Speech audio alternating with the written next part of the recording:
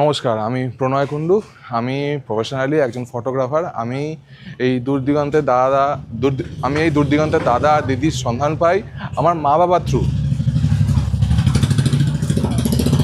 আমার মা বাবা এনাদের সাথে এক দুবার ঘুরতে গেছিলেন, তো এসে বলছিলেন যে এদের সাথে ঘুরতে যাবি, বেনারস আর অযোধ্যার ট্রিপ হচ্ছে, তুই তো বলছিলি খুব যে অযোধ্যার ট্রিপে যাবি। অ্যাকশন। তুই তো খুব বলছিলি যে অযোধ্যা ট্রিপে যাবি, তো এনাদের সাথে ঘুরতে যাবি। তো আমি বললাম যে ঠিক আছে, যাওয়া যেতেই পারে, কারণ অযোধ্যা যাওয়ার আমার খুব ইচ্ছা ছিল। তো বেনারস কেন বাদ যায়, বেনারস যাওয়ার ইচ্ছে সমস্ত ফটোগ্রাফারদেরই থাকে। তো আমি দাদা আর দিদির সাথে বেরিয়ে পড়ি, চলে আসি। বেনারসে এসে যেটা প্রথমে অভিজ্ঞতা হয় যে বেনারসের অলিগলি মধ্যে দিয়ে হাঁটার ব্যাপার খুব আছে, কিন্তু দাদা আমাদের এই ব্যাপারে প্রচণ্ড হেল্প করেছিল। কেননা আমরা যখন স্টেশন থেকে আসছিলাম আমাদের সঙ্গে অনেক মাল ছিল, তো দাদার হোটেলের যিনি একজন এসেছিলেন আমাদেরকে রিসিভ করতে, তারা সবাই মিলেই আমাদের মালপত্র নিয়ে গেছিলেন, আমাদের কোনো রকম অসুবিধা হতে দেননি। প্লাস আমি যেহেতু ফটোগ্রাফার, এরপরে যখন ঘুরতে বেরোই তখন আমি নানা জায়গায় ছবি তুলতে গিয়ে বা ভিডিও করতে গিয়ে আটকে যাচ্ছিলাম। দাদাকে আমি বলছিলাম যে দাদা একটু দাঁড়াও। এরকম করে দাদাকে অনেকবার জ্বালিয়েছি আমি, হয়তো কিছুটা পিছিয়েও গিয়েছি, দাদা আমার জন্য দাঁড়িয়ে থেকেছে অনেকক্ষণ কোথাও এগিয়ে। তো এই ব্যাপারে দাদার থেকে সম্পূর্ণ রকম সহযোগিতা আমি পেয়েছি, এই ব্যাপারে 100 পুরো।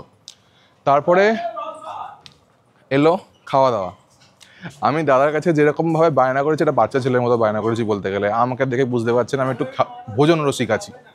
তো আমি দাদাকে খালি বলছিলাম, দাদা 2 দিন ধরে তো ওই আলু আর পনির খাচ্ছি, একটু অন্য কিছু ট্রাই করো। ও বলছে যে এখানে তো অন্য কিছু পাওয়া যাচ্ছে না। আমি বললাম দেখো না, একটু যদি অন্য কিছু পাওয়া যায়। দাদা সেদিন রাত্রিবেলা আমাদেরকে বিরিয়ানি খাইয়েছে। ওর জায়গাতেও দাদা ব্যবস্থাটা করেছিল আমাদের জন্য, তো এটার জন্য দাদাকে থ্যাংক ইউ। আর তারপরে আসি অযোধ্যাতে তো আসার ইচ্ছা আমার অনেক দিন ধরেই ছিল। যখনই আমি শুনেছিলাম রাম মন্দির আর রাম মন্দিরের ভেতরে অত কারুকার্য, ওগুলো দেখার ইচ্ছা খুব ছিল, ছবি তোলারও ইচ্ছে ছিল, কিন্তু হ্যাঁ ভেতরে ফটো অ্যালাউড না, তো ফটোগ্রাফি করতে পারিনি, কিন্তু চোখে যা দেখার দেখেছি। ভেতরে যখন আমি ঢুকেছিলাম তখন দেখে মনে হলো এরকমভাবে দর্শন আর হয়তো পসিবল ছিল না, কেননা আমরা অনেক স্মুথলি দর্শন করেছি কালকে রাম মন্দির। মানে এত রাশের মধ্যেও, কালকে যে সানডে ছিল তার মধ্যেও যে আমরা এত ভালো দর্শন করতে পেরেছি, তার জন্য দূর দিগন্ত থেকে একটা হ্যাটস অফ, থ্যাংক ইউ।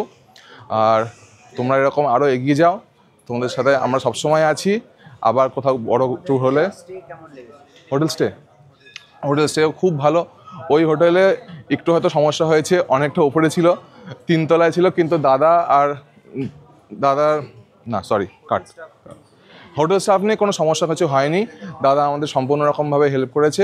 আর অযোধ্যার হোটেল নিয়ে তো কোনো কথা হবেই না, যখন যেরকম খাবার চেয়েছি সেরকম খাবার পেয়েছি। আমাদের হোটেল স্টাফ বা হোটেলের যিনি ওনার, তার বিহেভিয়ার খুব ভালো। দাদারা আমার সঙ্গে সবসময় সহযোগিতা করেছে।